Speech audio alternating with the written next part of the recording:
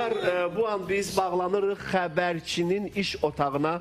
Orada bizim həmkarlarımız hal-hazırda çox gərgin işləyirlər. Mən istəyirəm ki, xanıma sabahın xeyir olsun xanım deyim və biz öyrənmək istəyirik bugünün əsas xəbəri nədir xanım? Sabahın xeyir olsun Elgiz, biz də səni salamlayırıq. Bəli, bugünün əsas xəbəri təbii ki, bizim diqqətimizə saxlayacağımız mövzulardan biri də Rusiya qırıcılarının Suriyanı bombalamasıdır və gün ərzində bu mövzunu işıqlandıracaq. Çünki artıq Rusiya qırıcılarının Suriyanı bombalamasına dünyadan da reaksiyalar gəlməkdədir.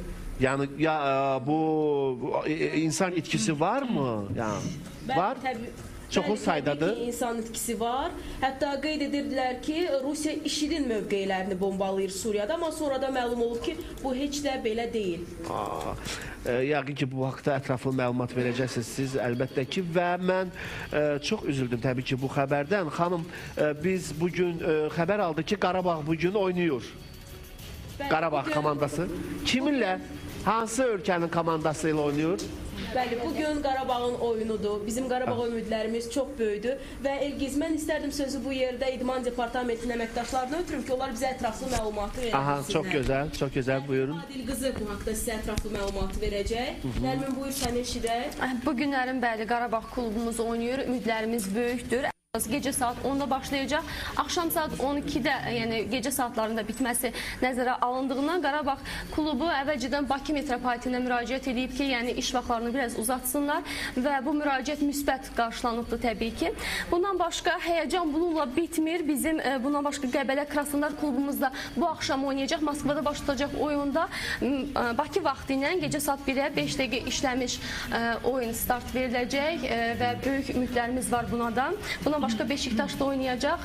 Xəbərlərimiz hələ ki bu qədər. Təşəkkür edirik. Elgiz, biz istərdik digər departamentlərdə də bugün hansı xəbərlər var? Ümumiyyətlə, səhərdən etibarən hansı xəbərlər gündəmdədir? Bu barədə də məlumatları verək. Və mən istərdim ki, Nigar Mahmudov səhərdən etibarən ən son xəbərləri tamaşaçılara çatdırır. Qısaca bizə məlumat versin bu haqda. Gözəl. Deməli, Qarabağ münaqişəsi BMT-də dünya liderləri tərəfindən müzakirə olunub. Biz səhər səsləndirdik.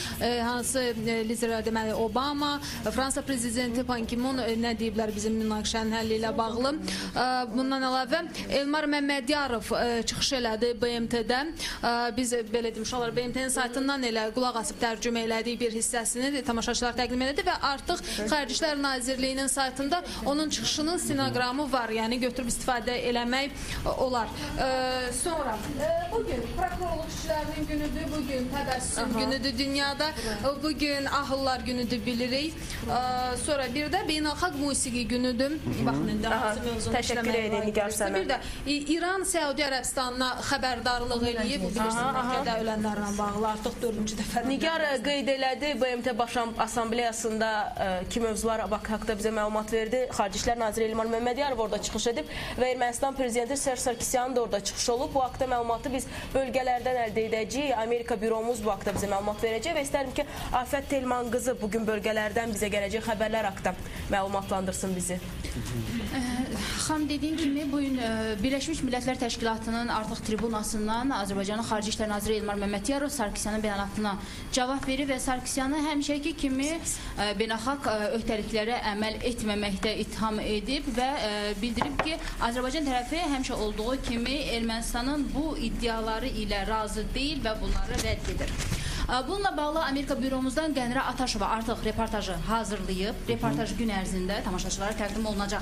Bundan başqa Rusiyanın Suriyaya hərbi dəstək verməsi məsələsi də demək olar ki, mətbuatın gündəmini zəbt etmiş bir məsələdir. Rusiya nəyə görə Bəşər Əsəd hökumətinə dəstək verir və bu hərbi yardımları davam etdirəcəkmi və hərbi kontingentini və ya orada yerləşdirəcəkmi? Bu məsələlərlə bağlı Akşin Sabiroğlu Rusiya büromuzdan məlumat verəcək və oradakı dövlət həm də digər politologların mövqeyini çatdıracaq ki, yəni tam əmin olunsun ki, tam qətiyyətləşdirək ki, nəyə görə Rusiya bu addımı atır. Və xəbərimiz də Türkiyədəndir, PKK silahlıları ilə bağlıdır ki, PKK silahlıları Türkiyənin Diyarbəkir və digər vilayətlərinə polis məntəqəsinə hücum ediblər və bizim Türkiyə büromuzdan da bu barədə ətraflı məlumat veriləcək. Hələ ki, bu barədə Səudiyyə Ərəbistan arasındakı gərginlik də diqqətimizdədir. Səudiyyə Ərəbistanda həcc ziyarəti zamanı baş vermiş faciə və bu faciədən sonra yaranan problemlər və bu haqda istərdim ki, günün əsas xəbər buraxılışının aparıcısı Rita Ömərova məlumatları sizə çatdırsın. Rita. Bilirsiniz ki, bu həcc baş vermiş faciəni biz diqqətli saxladıq və məlum olduğu kimi Səudiyyə Ərəbistanı ilə İran bununla bağlı çox pisləşib, xüsusilə çox saylı orada İranlıların ölməsi və İran tərəfi iddia edir ki, orada çoxlu sayda İranlılar ölüb və bu da münasibətləri xüsusilə kəskinləşdirir və bununla bağlı bizim əməkdaşımız Ləman Əşrəf qızı bugün röportaj edir. Təşəkkürlər. Mən bildiyim qədər, yəni gördüyümüz qədər, eşitdiyimiz qədər biraz səsdə problem yarandı, texniki problemlər oldu. Bu canlı efirdə normal qarşılanmalı bir nüansdır. Mən təşəkkür edirəm bütün dostlarıma.